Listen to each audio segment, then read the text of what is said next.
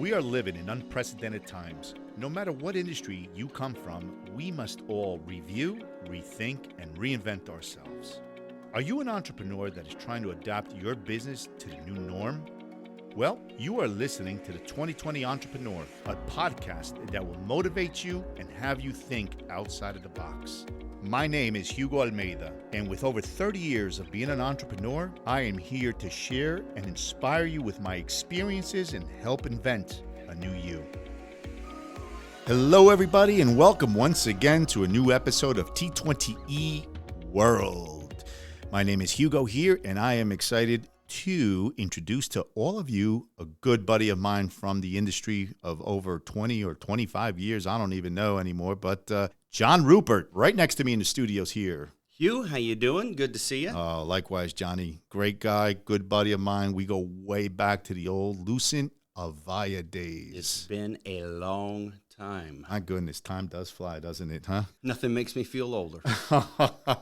Hey, what are you kidding me? I'm turning 54 in a couple days. 54. But listen, John, what I want to talk to you about is, we were brainstorming as to what we wanted to talk about. And we said, you know what? Let's talk about ego. EGOS. Huge, because it's a 3-letter word, but man, it is deep. Potentially very, very troublesome. No doubt, John. Let's talk about some examples. I mean, geez, I remember back in our corporate days, right? A lot of ego, especially Lots of egos. Especially our world of sales. You know, first of all, thanks for having me in here. Oh, my pleasure, This man. setup is absolutely amazing. Love it. So let's talk about egos, right?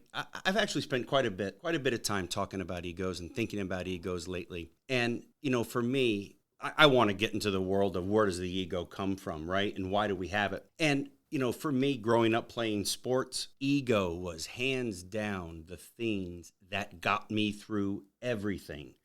Times of doubt, all of that stuff, all about ego pushing you through. But what about maybe it was a little bit of confidence, would you say? Well, I think there is a tremendous difference between ego and confidence. What about arrogance? That's different. I think arrogance kind of sits off on its own. Arrogance is more kind of, look, I know what I'm doing. Mm-hmm. I know I'm good at this. Don't you dare tell me what to do. I don't want your ideas. You stay in your lane. I'll stay in mine. You know, I've definitely encountered many of those people. There's no shortage of them in sales. I can definitely tell you that. You know, one of the things I think it's incredibly important to understand, Hugh, is that, you know, you mentioned it before, confidence, right? And then ego. Those are two totally different things. And some people kind of assume that they're both kind of in that same category, but they're not. Confidence comes from having an experience in something and being able to produce something. Confidence really comes from the mastery of something. If you show up on a golf course one day and you say, I'm going to go out here and shoot 65. I'm trying still to shoot 65. On but the front. I'll tell you, my goal is to break 120. That's not too far off from 65 on the front. You know, but like confidence comes from having that mastery of it, right? Look, I know what's going to happen. I've done this 100 times. I know if I work hard, I show up, I do all of the things that I need to do, I keep an open mind, I listen, you develop confidence in it, right? You know that you are going to more than likely have a positive outcome on it. No doubt. Ego is not built on confidence. It is not built on a foundation of mastery. It is built from an imagination. Okay, explain that one. People's egos, I think, a lot of times come from some type of inner, I don't know if I'm good enough to do this. Mm-hmm. So maybe insecurity or self-confidence? Yes, I am going to announce that I am good at this. I am going to pretend that I'm good at this. I am going to fake that I am good at this and push through it. Now, a master of something doesn't have to go out and proclaim that. Absolutely right, John. Great point. He does not walk around with a shirt that says, I am an entrepreneur master, right? That's right. It comes across to people that way, right? It comes across that, hey, you see that guy over there? He seems to know what he's doing. He's looking over to his right where I'm sitting. Well, if I was, I'd be like, look at that good-looking guy sitting over to my right. But honestly, the confidence comes from a mastery of something. You become a master. Ego really comes from I'm good at this. I got this. Oh, yeah, what makes you think that? I don't know, but I got it. How about when you say, the old saying, "Oh, you just busted his ego," or it's like taking a balloon and hitting it with a little pin. It goes and pow. All of a sudden you busted his ego and you're down in the dumps all over again. You hurt someone's ego. What do you think about that, John? Well, so Hugh, we both played sports, right? We know I tend to say the win at all costs, but the value of winning. And it wasn't until both of us got older and we started coaching our kids that we really looked at it and say, you know what we want? We want the experience of competing. And when I was younger, looking at those times saying, oh, God, that just destroyed my ego right there. That pitcher, again, me being a baseball player, sure. That pitcher, there's no way I'm hitting this guy. There's no way he's outmatched me in every single way. That's going to pop my ego in before you even get to the plate. Right? Huge mental game.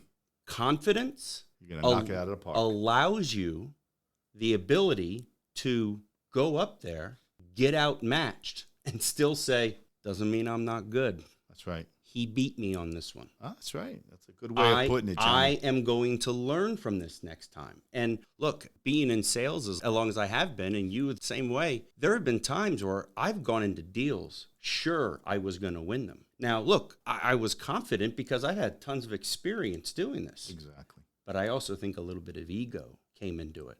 Of course I'm going to win this. I got this. This has all the markings of all the other deals that I have won in my career. Ego is an interesting word, John, because, the way you look at everything in life, it just almost, you could say, ego plays a role on a daily basis in almost everything you actually execute throughout the day. Absolutely. Absolutely. Again, a simple little word like that has such a huge meaning, and it is actually utilized on a daily basis without us even knowing it. Yeah. Being aware of ego is important. Huge. Being aware of not only your ego, but of the person that you're speaking to, the person you're interacting with, the person that you're working with, a deal you're trying to win. No doubt. So it's a little balance, I would say. Wouldn't you say, John? Maybe a little ego, confidence plays a little part of that. Obviously a little respect involved and kind of taking that arrogance that we talked about early on and putting that to the side, because that's what honestly kills everything. Yeah, absolutely. I think sometimes as I learn to do away with ego, right, and the times that I can literally sit back and say, I want to do more listening than I do talking, which, me, man, that's hard.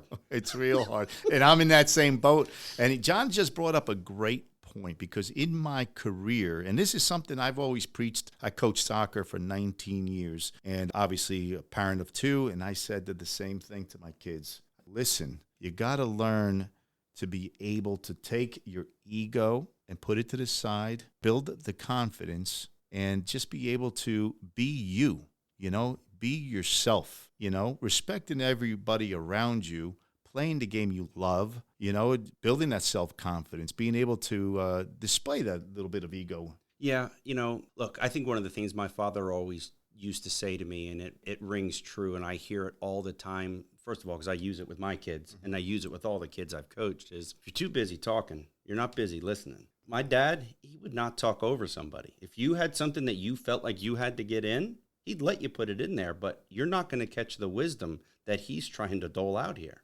Great point, John. And that's kind of what I started saying just a little bit ago. Throughout my career, obviously I talked about coaching 19 years. One of the things I did learn, and I actually changed throughout the years, because I was that young, crazy 20-year-old shark out there selling. But as I got older, I matured. I also developed the knowledge and specialized in my field of international business and in technology. And you know what? I was a pretty damn good sales guy, I'd say. But I learned to begin to listen better. I would actually shut up in meetings and let everyone else talk. There's that saying, let everybody else be the hero. That's what I became. Yeah. I was the sideline guy because I knew the field I was talking in. Let everybody talk. I listened. Yeah.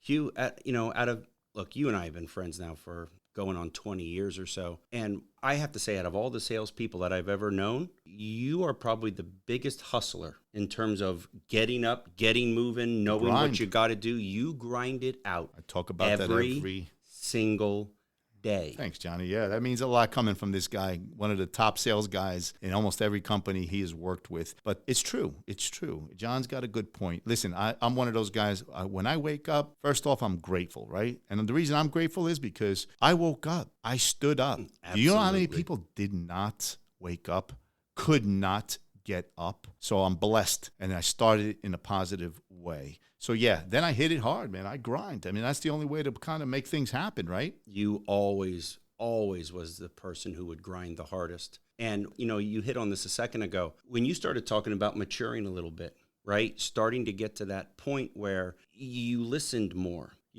As somebody who's owned their own business and gone into several ventures, Hugh, one of the things that amazes me with you is you've had the ability to say no to deals. You're absolutely right. One of those things, and you learned kind of the hard way sometimes, right? You're out there trying to close these deals. But as you get older, and as John said, as you start maturing and getting that knowledge, becoming that specialized go-to individual within that specialized field, your circle, your bubble, your comfort zone, saying no, I tell you, sometimes makes so much sense. And I call it business smarts, right? Because it's all about gross profit. You got to make intelligent decisions. You can't just say yes to any deal that has value in dollars, because sometimes, you know what? You're going to lose in the long run, right? Yeah. And you know what has to play in a lot in that too? Gross profit margin? Ego. Ego is huge. You're absolutely right on that one, John. Being able to check your ego to say, I don't need to be everybody's everything. I do not need to win every single deal, because those deals that, look, a $500,000 deal at 5% margin versus the smaller order, which gives you more margin dollars, right? Which causes less work. Absolutely. Win the right deals. Check that ego. But sadly, if you're built on ego and not aware of it, you're going to continue to make those same mistakes over and over. I would say that's like in baseball. Let's go for those base hits. Those base hits adds up. They bring in runs, while others, all they think about is hitting that home run. Right or wrong? Yeah. I kind of say it as, look, you got to have a good at bat. Start with the strike zone. Hit the ball hard. Hit the ball hard. Hit the ball hard. It will take care of itself. I like that. This guy next to me was a hell of a baseball player back in his day. As I go through my 40s, Hugh, I feel every single ball I have ever thrown in my life. My right arm is more bionic right now than it is actual muscle and bone. Oh my God, that's another episode right there. We could go on for hours. But no, John, listen, again, ego, great word to be talking about. And the reason is because us as young entrepreneurs, college graduates, even high school guys that are coming out, guys and gals coming out of high school, graduating and getting ready to go into universities or even out to the workplace, ego and understanding what it really is and who you are and what your true ego is, and knowing it and feeling comfortable and knowing which way to sway with it is so important, which is one of the reasons John and I decided to talk about egos, because it's something that we have in us, built in. It's in our DNA. We use it every day. We don't realize that by defining our actions, sometimes it was simple. It was our egos that did it, Absolutely. I try to work as much as I can to keep ego out of it. Agreed. Keep it out. I agree. So listen, John, let's just wrap up everything here on discussion with ego. What's another thing that you would like to share with our audience today? Well, honestly, awareness. Awareness of the ego, awareness of where the decisions that you want or where your gut is telling you to go. Is it based on ego? Is it based on fact, clear thinking, and not just listening to the ego? It's a tiger. That's awesome, Johnny. Do me one last favor. Compare confidence versus ego, just so the audience understands and everyone is clear about the difference between the ego in one and our confidence. Sure. I was actually talking about this with one of the kids that I coached this morning, and I likened it to this. Build a house. That house is built on a foundation. Your foundation is all of the grinding that you put in, all of that hard work, everything that you have done to make yourself successful, the routines, the waking up, the being polite, the networking, the always following up. That is the solid foundation. Through it, you gain confidence. Those are the walls of the house, the inside walls, the siding, the roof, right? Your success is everything that fits inside of that. Ego, pit of sand that you decide to put a few bricks on. It's not going to stand. The slightest little disruption to that ego, you're done. Wow, deep and great. Good advice, Johnny, and I appreciate that. So to our listeners out there, I hope this episode helped you understand more about yourself, about your ego. How do we apply the ego and versus our confidence levels, right? So, Johnny, thank you so much. I greatly appreciate you coming in here, sitting with us in our studios. And we got a lot more coming. John and I, he'll be another guest in the weeks to come with more topics that him and I discuss about. And we'll be talking about our careers as well as life experiences. And John, I'd love to have you back here very soon. I'd love to do it. Thanks again to all our listeners. This is T20E World you've been listening to, and it's Johnny Ruppert and Hugo, and we are out.